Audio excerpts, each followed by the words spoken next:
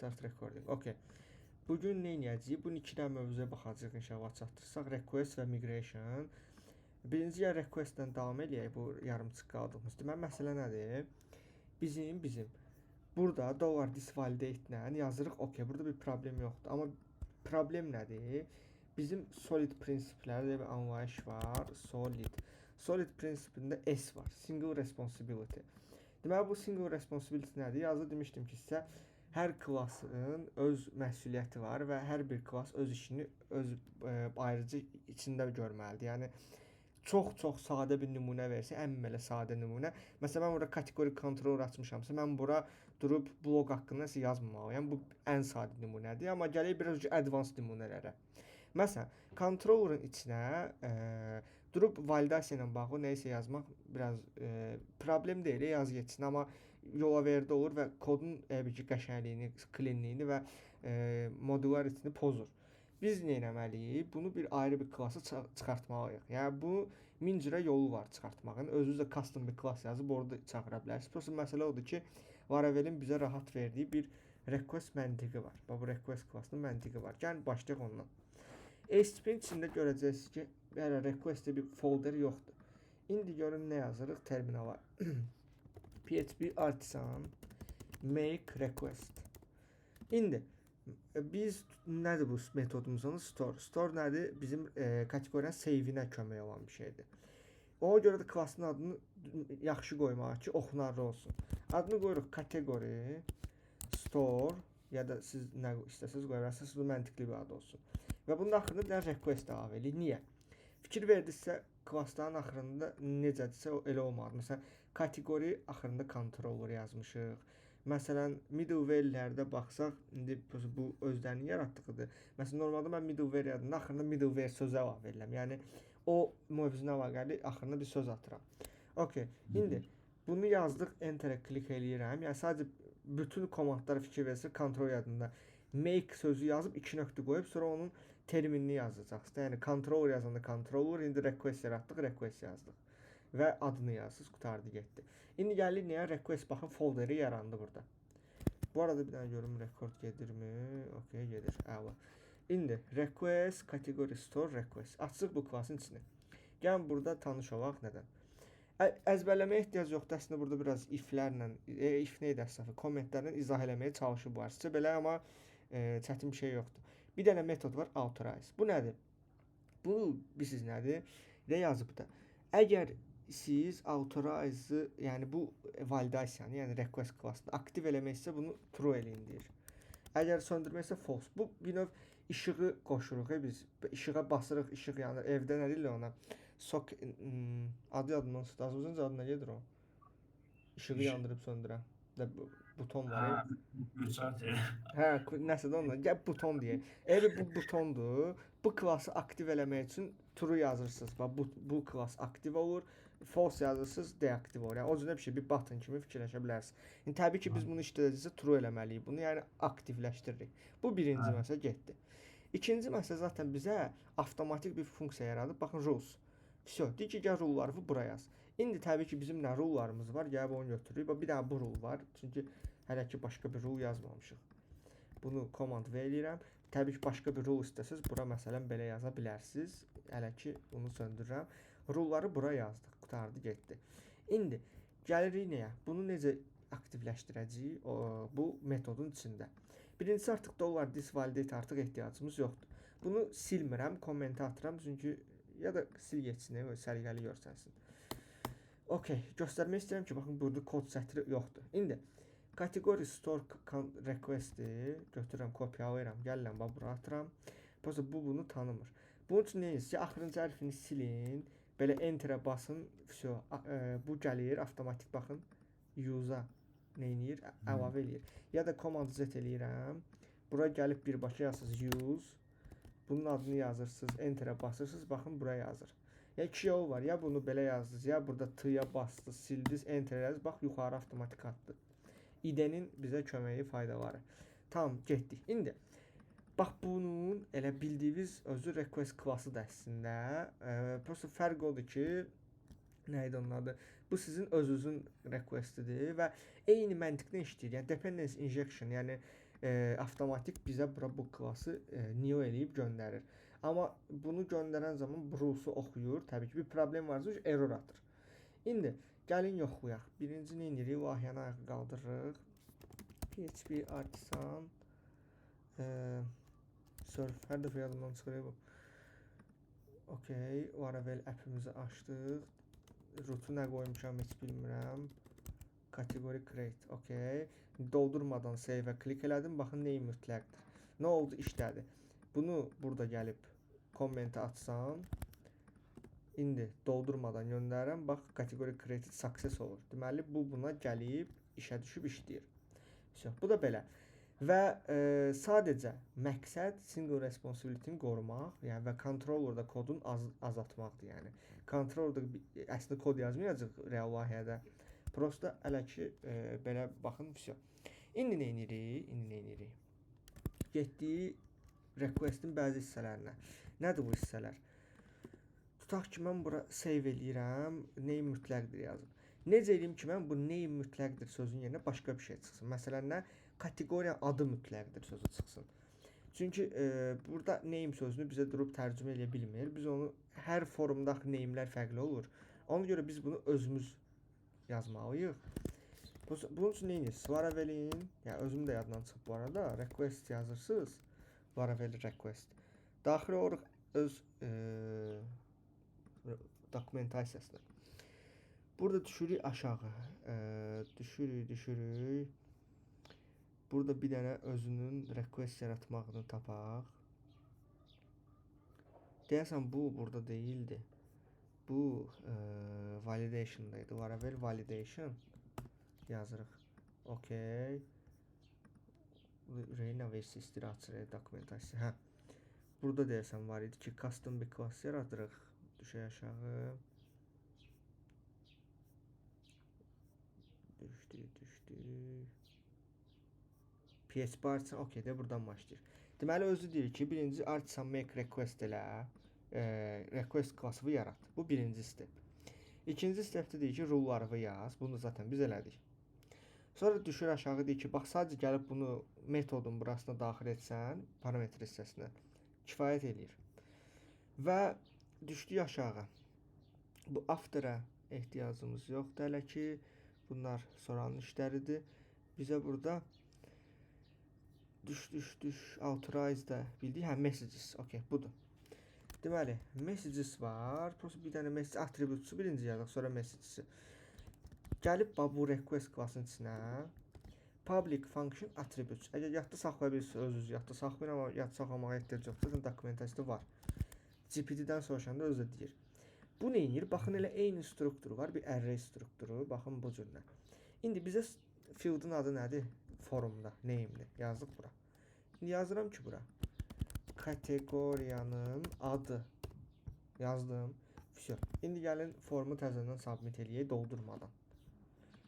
Save-ə bastım, bax, kateqoriyanın adı mütləqdir.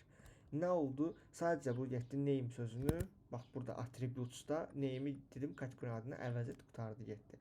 Sizin nə qədər indi name attributlarınız olsa, məsələn, description və s. buraya yaza bilərsiniz. Sual var?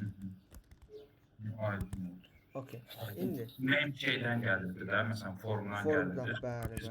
Attributdan dəyişmək. Deva buradakı name, burada. Input. Aha, tamam. Name the brand var bizdə belə.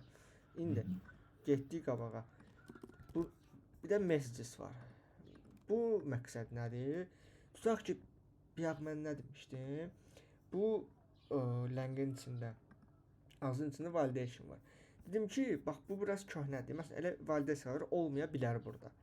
İndi yoxdursa təbii ki, gəlib burada əlavə eləsəz işləyəcək. Amma bir də var ki, burada mən hazır tərcümələrim var, okeydir.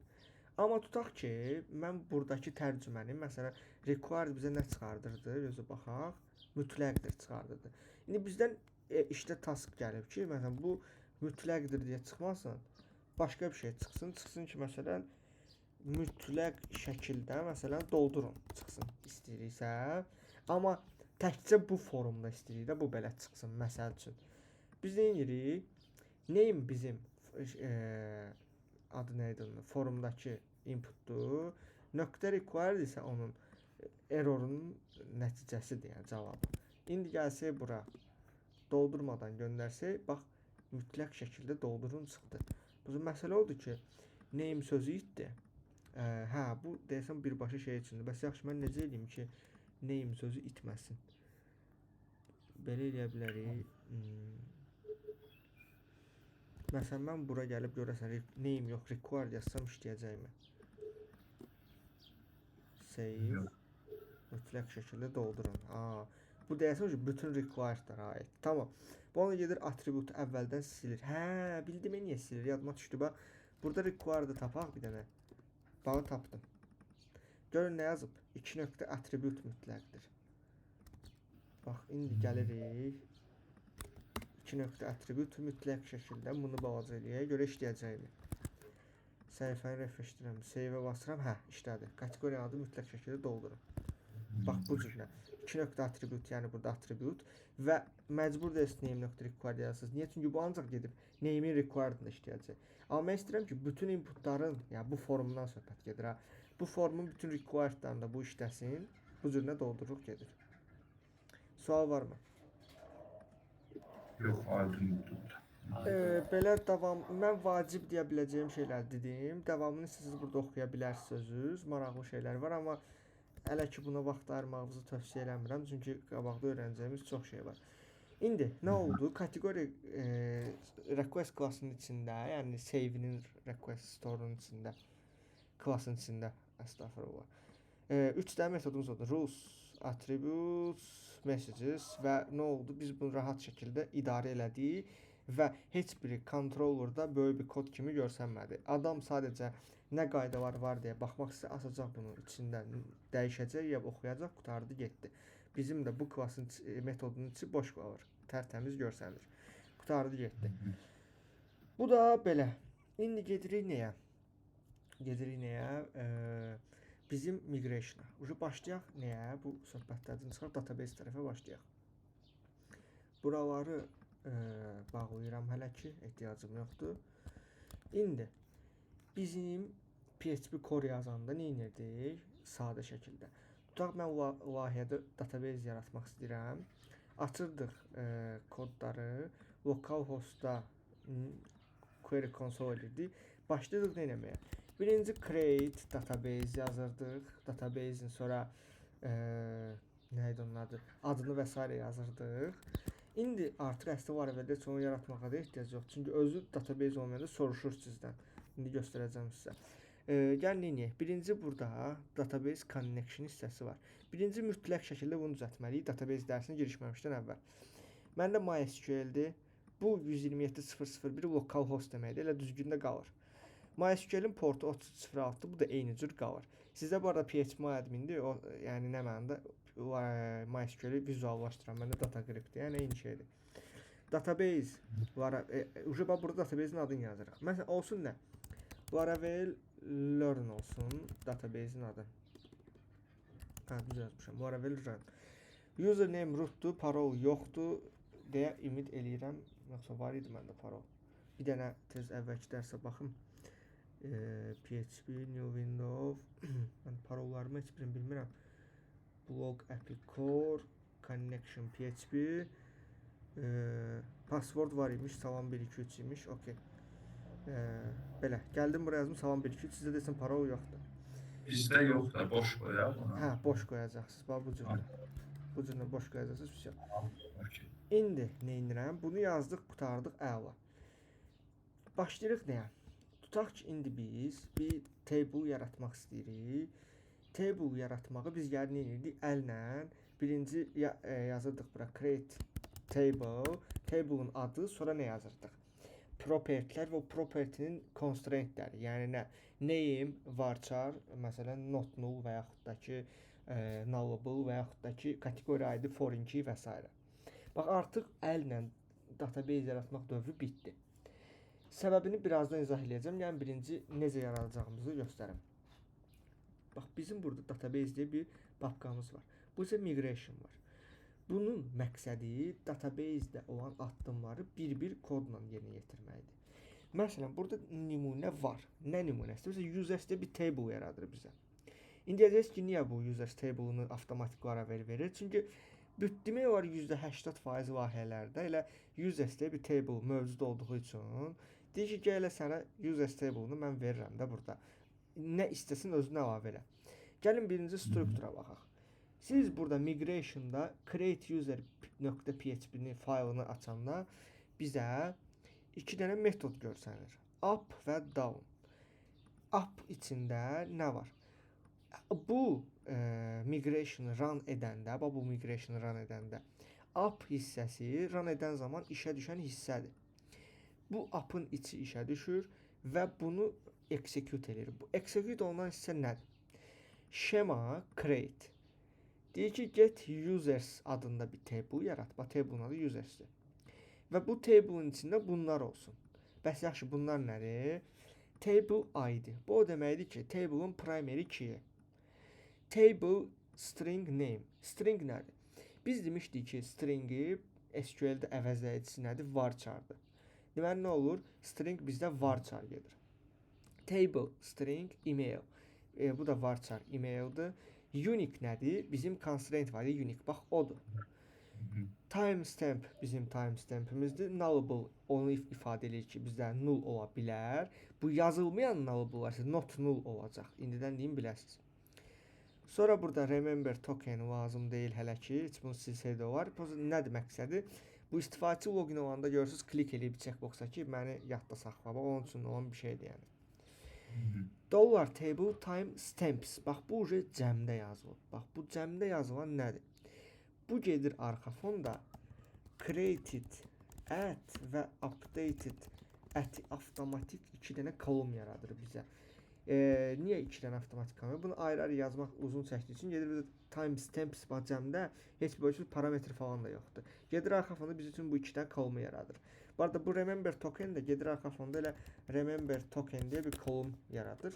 String şəklində, yəni bu cürə bir şeydir. İndi down hissəsi nədir? Biz migration-ı yaratdığımız kimi onu Ctrl-Z eləyə bilərik. Ctrl-Z o demək ki, geri çək eləyə bilərik. Yəni geri çək nədir? Deyirəm ki, bu create-dirsə, geri çəkəndə nə olsun? Drop if exist. Bu nə deməkdir? Biz SQL-də yazırsa nə edirdik? Table silmək üçün drop table yazırdıq və table-ın adını yazırdıq. Məsələn, users table yazırıq. Nə edir? Gedir table-ı silir. Burada da bir şey var ki, if exist niyə qoyur? Birdən table olmasa, sadəcə təhlükəsizlik üçün if exist yazır ki, yəni yoxla ki, varsa əgər sil etsin. İndi bu niyə Ctrl-Z hissəsində drop if exist yazır? Çünki bunda create yazılır. Yəni məntiq nə? Bir şey create ediriksə, bu şeydə arxa fonda Ctrl-Z eləmək üçün drop eləməliyik. İndi gəlib bir dənə bunun OP tərəfdən baxımına. Bax, burada schema sözü görürsünüz. Bu özü bir klassdır. Create isə onun statik funksiyasıdır. Yəni üstə klik eləsək, burada düzü çox bilinmir. Gəlib burada create tapaq da. İndi nəsə belə hədədi tapdıq. Void static create. Bax, buradadır. Müşqamı mənim görürsünüz yoxsa yox. Bax, budur. 2 dənə parametr qəbul edir. Callable closure, bir də table. Gördüyümüz kimi bax, table'ın adı və bir dənə funksiya. Callable bildiyimiz funksiyadır. Yəni funksiyanın içində nə var? Onun parametrləri var. ID-dir, string və s. olsun. Tamam. İndi gəlin prosta biz özümüzün custom bir table-ını yaradaq. Bunun üçün necə table yarada bilərik? Terminalı açırsınız, yenə eyni şəkildə. PHP artisan make bizim standartımızdır. Bəs yaxşı, neyi make eləyirik? Yazırıq ora nəyi? Migration. Migration. Okay. Və migration'ımızın adını yazırıq. Migration'ımızın adı olsun kategori olsun və 2 dənə yandan table bərabərdir. Table'ımızın adını yazaq. Category S. Bax, bu cürlə. Enter'ə klik eləsək, yazıb ki, successful yaradıldı. Bu əvvəlində tarixi falan özü atır. 2025-06-01. Yəni sən bu tarixdə bunu yaratmısan. İçini açıram. Nə oldu? Burada schema table yarandı. Əslində bu bizdə table yox, create olmalıydı. Çünki biz create eləyirik table schemanı hələ ki. Table-da dursun. Burada silirəm, drop if exist yazacağım. Tamam. İndi başlayırıq nədən? Bizim kateqori table'ında nə var? Dollar table, bax ID var. Bunu gəlib hər dəfə özünüz yazmalısınız. Sonra dollar table'da o birisindən öyrəndiyi timestamps var. Bunda yazdıq, qutardı getdi. İndi gəlirik öz parametrlərimizə. Bizdə nələr var idi? Var idi bizdə string, kateqori adı, name. Yəni varchar və indi varchara bir dəyər vermək istəyirəm ki, neçə simvol olsun. Məsələn, kateqori adı 50 olsun maksimum. Bax, qoydum bura. Sonra string olsun created by. Bu nədir? Created by. Bizdə user'in ID-si olacaq. Yazıram bura created by, yəni kim tərəfindən yaradılıb bu kateqoriya və bu da nullable olmayacaq. Çünki vacibdir ki, kim tərəfindən yaradıldığını bilək. Ya da hələlik nullable qoyaq, o nullable sütunumuz da olsun. Və bura indi relation var da bizdə nə ilə? Users table ilə. Users table-ın ID bilirsiniz integer idi. Biz yazdı kateqori ID-ni create by integer qoyurduq. Və burada gəlib yazırsınız integer, qutardı getdi. Yazdıq. Əgər böyük bir integer isə big integer yazırsınız. Bu cür nə? Ya da ki relationları unsigned big integer olur. Unsigned nədir? Yadınıza salım. Mənfiləri götür. Aysa müsbətlər götür. Doğru tamamilə. İndi bunu yazdım. Burada integer olur ki, created by nəsə adam adı olmalı deyil. Bəlkə created at Adamın olmalı. adları users table-ında saxlanılır da. Yadıma gəlib çıxdı, nəticə çıxdı. Bax, Hə, onların ID-si. Hə, okey. məsələn biz o vaxtki dərsdə bu kateqori table-ında bax, burada göz create by ID-lər idi. Başa düşdüm mən. Tamam. İndi bunu çıxdıq bura. Hə. İndi biz burada yaxşı bunu da yazdıq.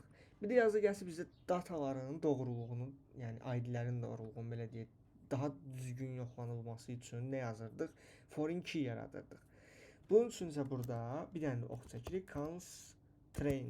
Constraint dedik, constraint. Table-ın adını yazırıq. Table-ın adı olsun bizdə users elə yazıb özü. Bu nə edəcək? Gedəcək arxa fonda bax bu users table-ına bağlılığı göstərəcək. Bunu da yazdıq. Qutardı. Başqa heç bir şey yoxdur. Bəs yaxşı Ctrl Z olanda nə olsun? Buraya yazırıq şema drop if exists. Bax table-ımızın adı budursa, bunu yazırıq. Bura qutardı getdi. Bu da belə. İndi bu nə işimiz bitdi. Bəs yaxşı necə edək ki, biz database-imiz də yaransın, table-ımız da yaransın və burada görünsün istəyirik. Bunu necə eləyərik? Yazırıq bax terminala. PHP artisan migrate yazırıq. Make-ə falan ehtiyac yoxdur. Çünki bir neysə biz make eləmirik, bir fayl yaratmırıq. Biz burada migrate sözü yazıb enter-ə klik eləyirik. İndi görün bizə nə soruşur terminalda. Baxın yazıb ki, Laravel Learn adında bir database tapa bilmirəm. İndi bu yazı istəmirsə çıxsın. Gəlib siz gərək əllə bura database-i yaradın. Amma dedik ki, ehtiyac yoxdur. Bax görün soruşur. Would you like to create it? Sən bunu istəyirsən yaradım mən sənin üçün. Yes-ə y hərfinə basıb enter-ə klik eləyirsiniz. Baxın nə baş verir. Gedir siz üçün birinci database-i yaradır. Sonra nə edir? Gedir bax bu migrationları run edir. Bu migrationları run edir. Bax bu migration folderində olan bütün nə edir? Migration fayllarını oxuyub onu run edir.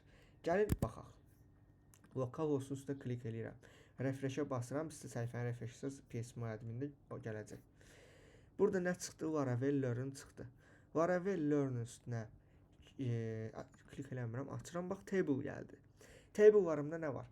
Categories, failed job, migration, password reset, personal access, users.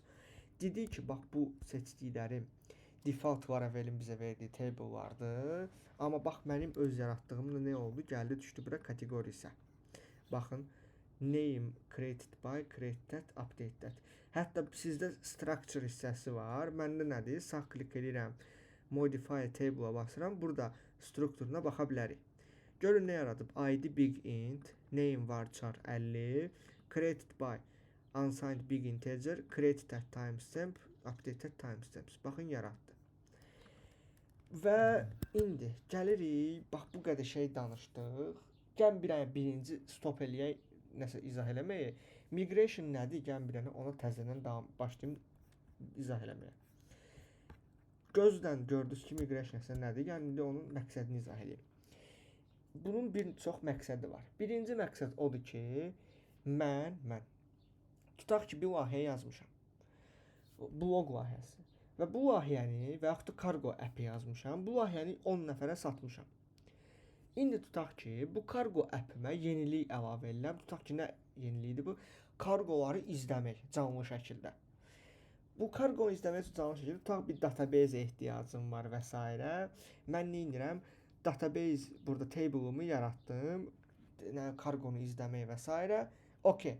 Mən bunu lokalımda yazdım. Çünki mən bu dəqiqə bu lokalımda yazıram.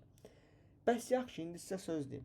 Tutaq ki, siz bunu indi kargonu izləmək gəlib deyirsiniz ki, bəs 10 dənə layihəyə inteqrasiya eləmək istəyirsiniz. Yəni bunu 10 dənə ayrı-ayrı adama satmısınız. Onlar özünün serverində qaldırıb. Bəs siz onu ora necə köçürdərsiniz? Köhnə üsulla getsək, siz yazıq kimi gəlib burada sağ klik eləyib, new eləyib table yaradasınız 10 dənə serverdə. Bəs yaxşı 10 dənə serverdə bunu eləmək nə dərəcədə düzgündür? Əziyyət olar. Düzdür? İndi düşünün bunu 100 dənə yerə satmısınız. İndi bu migration sayəsində nə olmuş oldu, qabağa düşdünüz? Siz bir dənə bu migration faylını 10 dənə serverə atıb PHP Artisan migrate yazsaz, siz indi təbii ki, bir dənə table yox, çox table yarada bilərsiniz də. Nə olacaq? Siz bunu 10 dənə yerdə əldən table yaratmırsınız. Düzgün şəkildə PHP Artisan migrate özü yaradır.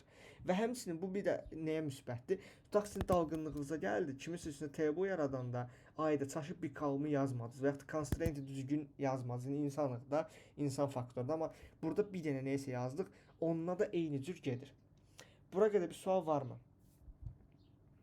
Yox, aydındır. Bəs SQL-i dəyişiklik eləsək, Onu da göstərəcəm. Onu da izah eləyəcəm. Onu da burada eləyirsiniz.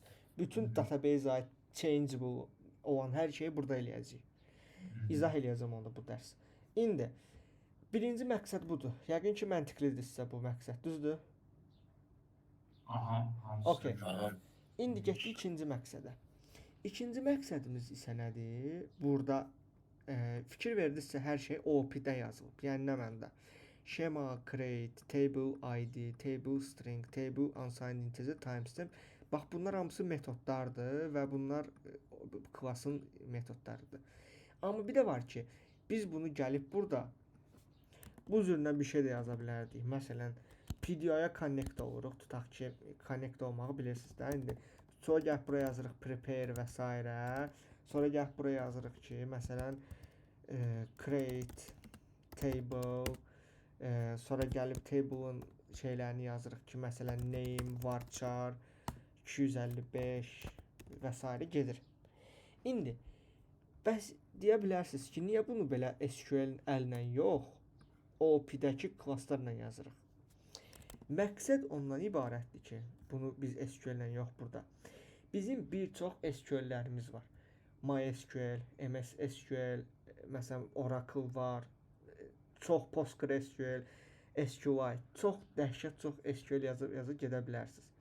Bax bu arxa fonda Laravel'də özü avtomatik gedir, nöqtə environment-dən oxuyur SQL connection tipini, burada MySQL yazılıb. MS SQL olsa məsələn sığılı sırıvı yazılır, SQL server, Postgre olsa Postgres yazılır. Bu bunu baxır, oxuyur nədirsə tipi. Gedir bax bu OP-ni, OP-də yazdığımız kodları avtomatik o dilə çevirir. Düzdür, dildən dilə çox bir fərq yoxdur, amma fərqlər yenə də var. Nə fərqlər var? Məsələn, bir layihədə ancaq varchar var. O birisində həm varchar, həm m varchar var. Birində nə bilim textdir, birində nə bilim başqa şeylər mümkündür eləmək. Sintaksis dəyişir. İndi siz gəlib bura bayaq dediyim kimi prepare-la table yaratmağı yazsaydınız, create table və s. siz bir dənə dildən asılı qalacaqdınız. Ya MS SQL, ya MySQL, ya PostgreSQL. Amma digər ki, siz bunu bu cür yazanda, Laravel'in istədiyi şəkildə ya bu cür yazsınız. Biri tutaq müştərimiz MySQL işlədir, bir müştərimiz Microsoft SQL işlədir, bir müştərimiz PostgreSQL işlədir. O artıq öz biləcəyi işdir. Siz burada rahat şəkildə bunu yazdınız, bu özü gedir arxa fonda tərcümə edir həmin dilə. Bomba bir şeydir. Yəni çox əla bir şeydir. Bravo. İkinci məqsəd də budur. Всё. Nəzəriyyə bu qədər. Ümid edirəm bütün suallara cavab tapıb. Nə sualınız varmı? Bu string tapılıb məndə. String nədir? Yox, Mən bildim. Çar yazmaq istəsən. çar yazmaq istəsən, çar yazsın. Hə, eyni şeylərdən. Bax burada belə izah edim də sənə. Dollar table yazıb ox atırsan, bax scroll elə özün üçün. Gör nələr var burada. ID, string, big integer, char, drop exist, drop integer. Yerdə qalanlar eynidir şeylə, MySQL-lə. Plan string. Hə, yes. Hətta add column və s. də var burada. Nə bilim, çox şey. Boolean var, məsələn, true false qaytarmaq üçün bildiyimiz şeydir. Bu cür nə şeylər var. Belə. Bir dənə də biraz down hissəsi. Tam olaraq orada İndi neyini? down-u da izah edirəm. Baxın. Down hər birində var. İndi gedirəm nəyə? Tutaq baxın, görürsüz məndə burada refresh edirəm, table'larım var. İndi mən tutaq ki, son verdiyim migration-ı Ctrl-Z eləmək istəyirəm. Gəl Ctrl-Z-dən əvvəl bir şey izah edeyim sizə. PHP Artisan migrate yazmaqla enter-ə klik edirəm. Bir dənə bura baxın, nothing to migrate. Niyə bəs ikinci dəfə mənim migrationlarımı bax burada görürsüz, oxuyub run eləmədi? Səbəbi sizə nə ola bilər? Səbəbi odur ki, Yoxlayır varsa. ay sağ ol. Yoxlayır ki, bunlar run olubsa ikinci dəfə gəlib run eləmə. Niyə run eləməsin ikinci dəfə? Çünki bilirsiniz ki, bir table ikinci dəfə create sözü yazsaq, error atacaq SQL-də. Yəni siz gəlin bax burada query create table təzədən kateqoriyası run eləməyə çalışsaz, bu error atacaq sizə ki, ay insan, yəni kateqoriyası table zaten var, hara create eləyirsə. Bax bu səbəbə bu gedir arxa fon yoxlanış aparır. Bəs yaxşı bu arxa fon nədir? Table-lara diqqətlə göz yetirsəz, baxın migrations deyə bir table var. Bunu gəlin select eləyək. Select ulduz from migrations. Yazdım, run elədim. Table'ımda 3 dənə sətir var. ID, migration, batch. İndi nədir bunlar? Bax burada yazıb ki ID, bu sadəcə bir ID-dir. Migration, baxın, create users, kateqori. Bu nədir? Bax buradakı adlardır. İndi nə edir bu? Gedir bu table-a baxır. Bu table-da baxır ki, batch 1-dir. Bu batch-in məqsədini indi izah edəcəm sizə. İkinci bir table yaradanda batch 2 olacaq. Yəni sıralamadır əslində bu, belə deyim. İndi baxır ki, bu əsas bura baxır. Bu kateqori table-ın adı, yəni migration faylının adı bu table-a düşübsə, deməli bu o deməkdir ki, bu migration execute olub deməkdir. Və sən gəlib ikinci dəfə bura PHP migrate run edəndə bu nə edir? Gedir arxa fonda baxır ki, burada bu table-da bu adı varsa, deməli bunu ikinci dəfə run etməsin. Çünki error ola bilər. Niyə bir şey iki dəfə run eləsin axı? İndi demişdim Ctrl-Z anlayışı. PHP Artisan migrate yazıb 2 nöqtə rollback sözünü yazsaz, enter-ə klikləsəz, baxın, rolling back migrations gedir nə edir? Migrationları rollback eləyir. Və mən bu table-ı refresh desəm, baxın, table-ın içi bomboş olur. Təkcə bu da yox. Bu Laravel Learn database-ini refresh desəm, buna baxın, heç bir şey qalmır burada. Niyə heç bir şey qalmır? Çünki bütün bu migrationların down hissəsinə drop yazmışıq. Drop nə edir? Gedib database-i silir. Ya bu nə deməkdir? Getsən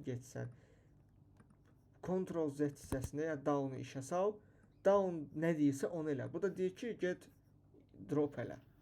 Bu rollback çox təhlükəli bir şeydir, deyim biləsiniz. Çünki düşünün sizin table-larınızın içində datalar var, real datalardır.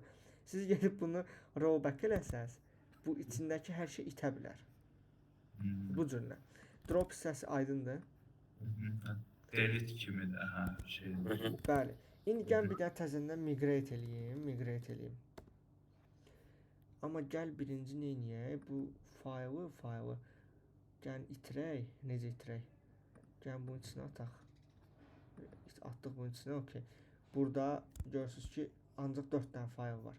Mən migrate eləsəm, ancaq baxın 4 dənə fayl işə düşdü və gəlib səhifəni refresh desəm, bunlar görürsünüz 4 dənə fayl gəldi. Database refresh desəm 4 dənə database yarandı. Table yarandı əslində. İndi gəlirəm bu migration təzədən atıram onun içinə. Silməmək üçün elə elədim bu arada. İndi baxın təzədən PHP artsa migrate nə baş verəcək? Gəlib baxacaq bax bura.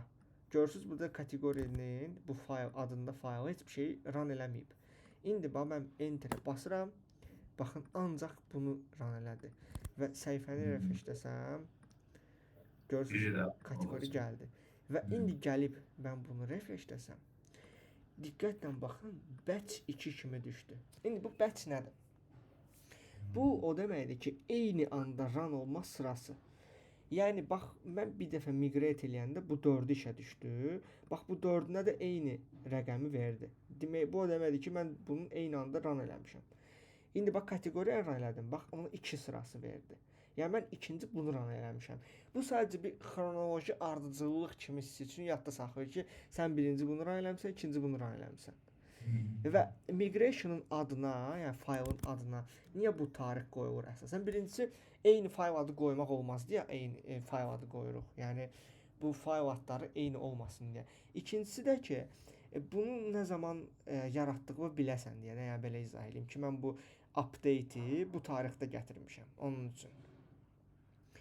Və mən indi gəlib PHP arsa rollback yazsam, sizcə nə baş verəcək? Sizcə bütün hər şeyi rollback eləyəcək burada, yoxsa ancaq 2-ni?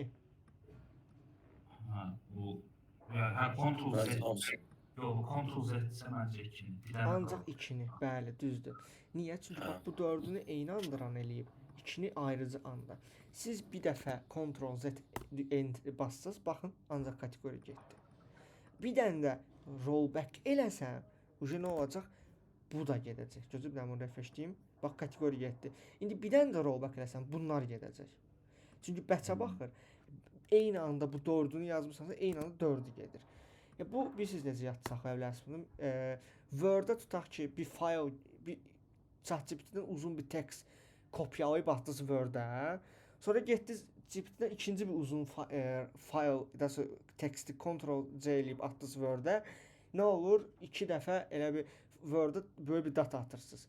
Və Ctrl-Z eləyəndə birinci böyük teksti, sonra ikinci və Ctrl-Z ikinci böyük teksti dala atır. O deyir söz proses kontrol elə bil hissə. Bax batch burada həm arıcılığı, həm də rollback üçün də bunu təmsil eləyir. Okay. İndi tutaq ki, mən istəyirəm ki, bax belə bir şey də var migrationlarda. Mən istəyirəm ki, getsin bütün migrationları, yəni bu görürsüz, burada batch 1, 2, indi düşünün burada 99, 20 və s. 100 var. Siz bu 100 dənə migrationu silmək istəsəniz, nə edirsiniz? 100 dəfə rollback yazmalısınız, düzdür? Yəqin başqa şey var. Bəli. 100 dəfə rollback yazmaq ömrünüzdən ömür gedər də, yəni. Siz necə eləyərsiniz ki, batch-ə baxmadan hər şeyi rollback eləsin? Bax, sual budur. Batch-ə baxmadan hər şeyi rollback eləsin. Bunun üçün PHP artisan migrate 2.reset reset yazırsınız, enter-ə klik eləyirsiniz. Baxın, batch-ə baxmadan bütün migration fayllarınızı resetlədi. Hansı ki, bax burada yazılan hamısını. Bu birinci məsələ. İndi dava qaytaraq, migrate eləyək. Prosta indi məsələ odur ki, migrate eləyəndə hamısını eyni batch-də eləyir, yəni biləsiniz. Çünki bu migrate sözü yazanda oxuduğu fayl qədər batch orada eyni batch-ə düşür, yəni deyim biləsiniz. Okay. İndi tutaq ki, istəyirsiniz ki, ikinci bir task. İstəyirəm ki, rollback eləsin, sonra təzədən run eləsin. Yəni nə mənada rollback eləyib run eləsin? Silsin, təzədən yaratsın. Bəs yaxşı deyəcəksiniz ki, bu mənə harda kömək ola bilər? Tutaq ki, siz database-in içini, yəni burada database-in içini gic-gic datalarla doldurmuşsunuz da, salam, sağ ol, gic-gic, milyon datanız var. Siz istəyirsiniz ki, hətta bütün table-larda, usersdə, kategorisdə, orada, burada, siz istəyirsiniz ki, bir dənə qəşəng təmizliyim üçün təzədən yaransın da, yəni. Gəlib nə edəcəksiniz? PHP artisan migrate 2.fresh. Fresh nə edir? Gedir bütün table-ları down-unu işə salır. Ondan sonra up-ını işə salır. Bax, enter-ə klik eləyirəm. Gəlin görək nə olur. Bax fresh zamanı dropping all tables, bütün table'ları drop elədi. Create migration başladı migrationları run eləməyə. Yəni nə olmuş oldu? Table'ları silib təzədən yaratdı. Uzun sözün qısası. Bu migrationdan bütün database-də rahat idarə etmə elə biləcəksiniz. Və bu arada indi mən bunları deməyə reset, migrate, sonra fresh tip. Bunların hamısını qabaqda tez-tez istifadə edəcəyik. Nə vaxt istifadə edəcəyik? Məsələn, tutaq yaratdıq, istəyirik təzədən dala qaytaraq və s. hamısını istifadə edəcəyik, narahat olmayın. Sadəcə bu anlayışların məntiqini bilin ki, belə bir şeylər eləmək olur. Vəsə qurtardı getdi. İndi gəldi bir dənə son hissəmiz qaldı. Nədir bu son hissə? Bu son hissəmiz ondan ibarətdir ki, bizim şey olsun. Hansısa bir kateqori table-u yaratdıq. Run-da etdik, tutaq run etdik. İndi bir kolum unutduq. O kolumu necə eləyərik? Baxın, mən kateqori table-unu yaratmışam. Refresh deyib buranı. Var da. Tutaq ki, ayda unutmuşam ki, bura description əlavə eləməliydim. İlk ağlınıza nə gələr? Tutub gəlib bura kateqorisə, nə edərsiniz? Description əlavə eləyərsiniz. Bunu çar qoymuşam. Bunu string eləyək. Bu da string, bura description. Bax, nə elədim? 2 dənə yenilik əlavə elədim. Birinci yeniliyim name'i chardan stringə çevirsin, yəni varchara çevirsin. İkinci yeniliyim description'ı geçsin, kolumu əlavə eləsin. Bunu da ataq, tutaq ki 500. Siz gəlib PHP artisan migrate yazsaz heç nə olmayacaq. Niyə heç nə olmayacaq? Çünki bu bir izah elədiyim məntiqə əsasən. Table var da o şey ona görə. Bəli, sizdə burada migration faylını run edib. Table var söhbətdə getmir. Migration faylını run edib, gedib bunu ikinci dəfə run etməyəcək. Tamam. İlk ağzınıza gələn çıxış yolu ola bilər ki, gedin fresh atın. Fresh atsaq nə olur? Silir, təzədən yaradır. Amma bəs yaxşı. Tutaq ki, siz bu layihəni arası satmısınız. O adamın database-in içində datalar var, özü vacib. Bəs yaxşı, siz buna fresh eləsəz nə olacaq? Onun dataları itəcək. Sonra gəlib səni məhkəməyə verəcək ki, nə versən. Ona görə bu yol düzgün deyil. Yəni bunu durub yaratdığınız migration içinə dəyişə bilməzsiniz. O görə bunu Ctrl-Z eləyirik. Atdıq dala. İlk halını dala qaytarırıq. Vəsə, bu belə idi bir yax. Bəs yaxşı, mən nə edərəm ki, migrate run yazanda o olsun. Bunun üçün təzədən bir dənə migration yaratmalısınız. PHP artisan make migration fayl yaradanda make yazırıq. Migration adını yazırsınız. Məsələn, mən nə yazıram?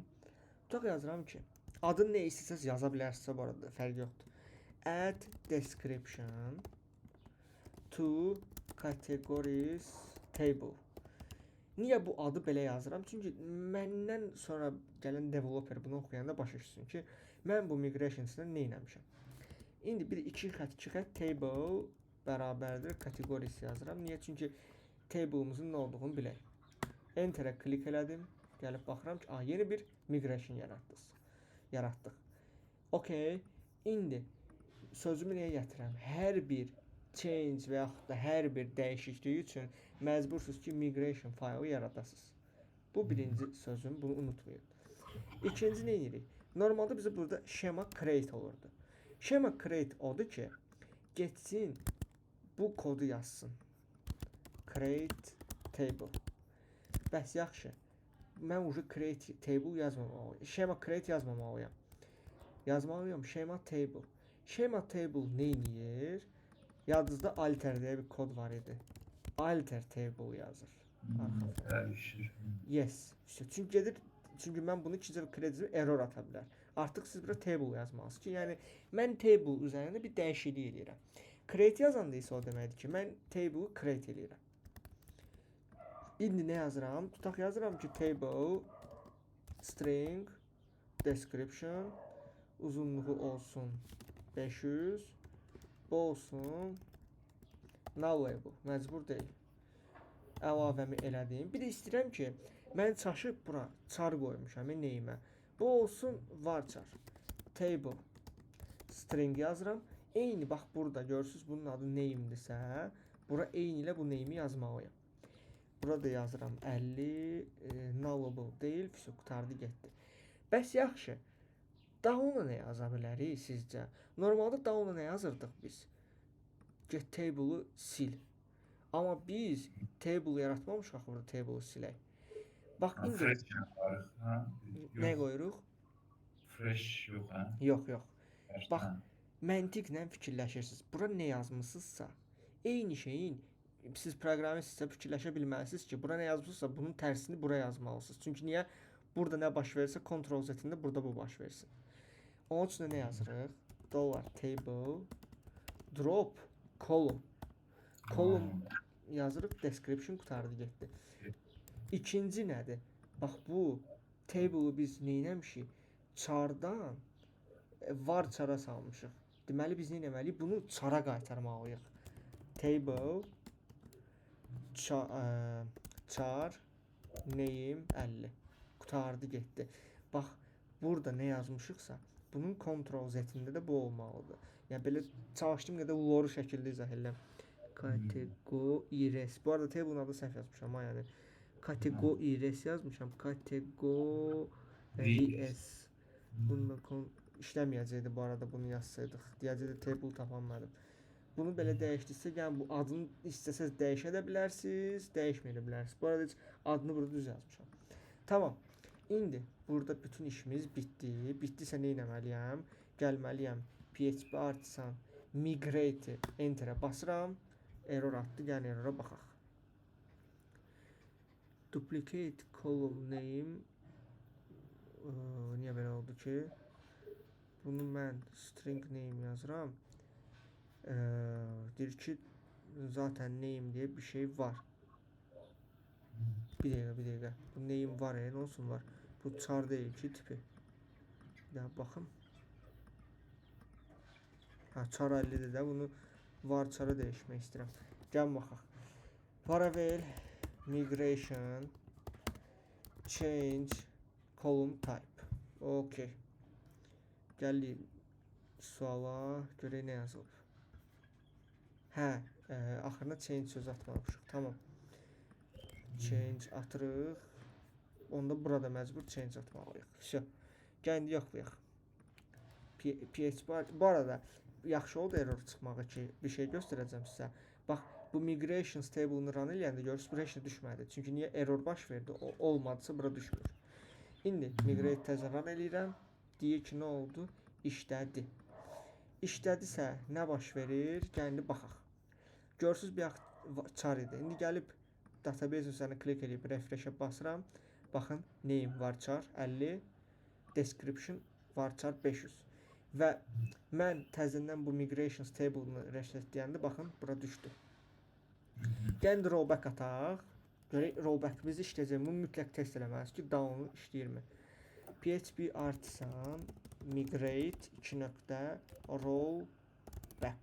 İstəyirəm dava qaytarım. Enterə klik elədim. Success atdı, error atmadı.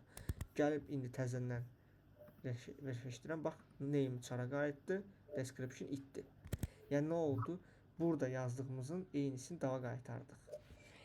Məqsəd yenə də izah edirəm, bir daha deyirəm. Məqsədimiz odur ki, bir şeyi 10 yerə yazmışıqsa və yaxud da gələcəkdə təzə bir yerə satacağıqsa, siz gedib heç bir database prosesini əllə database eləməməlisiniz. Hər şey burada olmalıdır. Hətta sizin 100 dənə table-unuz ola bilər. Siz gəlib mənə bir proyekt sata bilərsiniz. Sizə gedib o 100 dənə table-u bir əllə yaratmalı deyilsiniz yəni. Və yaxud da nəsə change oldu, gəlib onu change-i əllə eləməli deyilsiniz.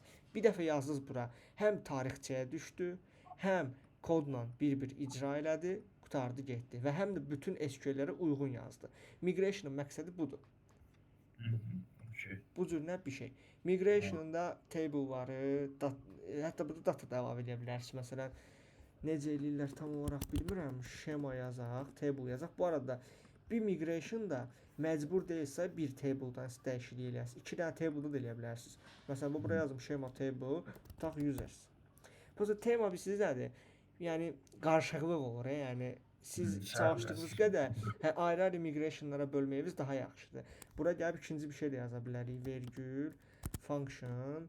Bura yazaq görək table Görüm add diye bir şey var.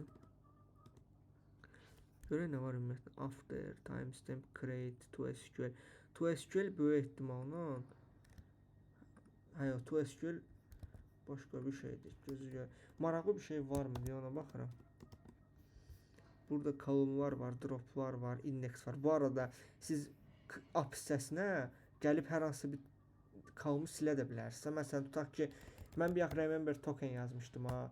Bax, drop remember token yazıram və yaxud da drop column yazıram. Tutaq istifadəçinin mənə e-maili lazım deyil. Baxın, silirəm, gedir. Yəni mən bunu gəlib PHP varsa migrate eləsəm, gedib users table-unda e-mail siləcək. Amma təbii ki, gəlib bura schema table users yazıb, eyni şeyin tərsini burada yazmalısınız. Burada itiririksə e-maili, burada da yaratmalıyıq. Change yox, burada yaratmaqdır. Niyə olacaq? Qutardı, getdi. Yəni migration bu şəkildə. Məsələn, group by falan, MV yazar. Yox, elə şey yox. Burada ancaq create table, nə bilim, drop table, alter table, alter database, create index, nə bilim, create constraint, create primary key və yaxud da filtrlər yoxdur, ancaq belə yaratmaq. Bəli. Bu cür nə şeylərdir. İndi gələn dərs istəyirəm sizə biraz Factory və Seeder izah eləyim ya da izah eləməyim. İndi özüm qərar verəcəm. Bunlar nədir deyə desək, gəlin belə elə indi vaxtımız var, baxaq. Factory və Seeder. Qısacası desək, belə izah eləyim. Tutaq siz hər hansı bir layihəni ilk dəfə ayağa qaldıranda istəyirsiniz ki, bəzi şeylər default yaransın. Məsələn, admin profili və yaxud da kateqoriyalarım, sport, animal falan. Mən bunu layihəni ayağa qaldıran kimi istəyirəm ki, bu datalar işə düşsün. Bax, bunun üçün isə bizə Factory və Seeder kömək olur.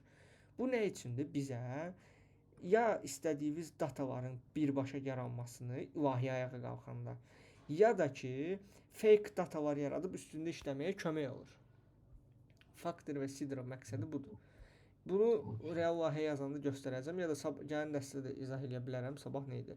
Gələn dərsdə də izah eləyə bilərəm, çünki üst-üstə yükləmək istəmirəm. Bu cür. Sual varmı? Yox,